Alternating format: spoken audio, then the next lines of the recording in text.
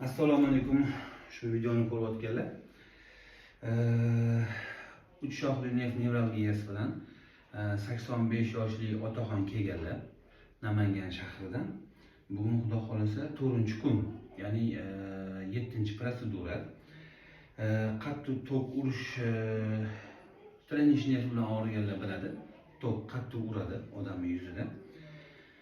Ana o'sha pasaydi, xudo xolasa bugun 4-kun bo'lsa, ozgina zimillab turibdi, ikkita tochkalarda bo'ladi. Ozgina zimillab turibdi, lekin chaqmoq chaqib tok urishlari yo'qoldi deyaptilar. Hali yana 4 ta protseduralar bor. O'shani qilsak inshaalloh o'sha hozir qattiq tok urganlar, zimillab turganlar ham yo'q bo'lib ketadi.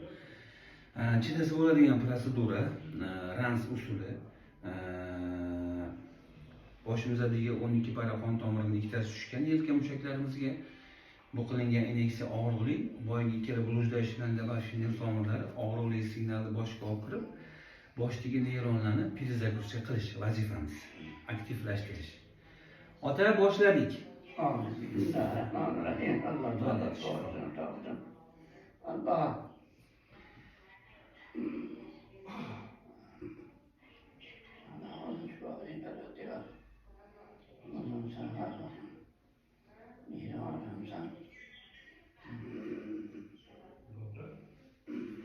Ana indamay chidab olyaptilar, ammo og'riqli chidash qiyin.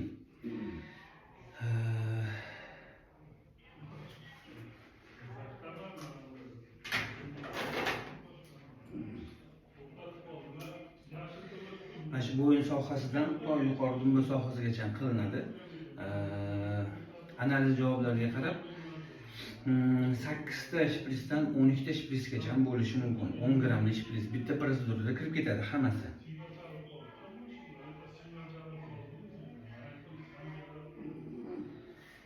Bu muolajani побочный effekti yo'q aslo. Simptomatikasi bor. Odam ozgina terlab, varaja qilib, sovqotib, temperatura qilishi mumkin.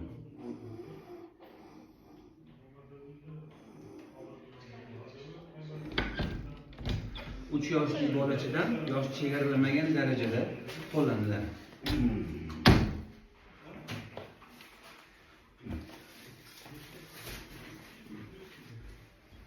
Ota, yaxshimisiz? Ozgina chidab turing, ozgina qoldi otam. Amin, amin. Yetgan sizga shifo bo'lsin.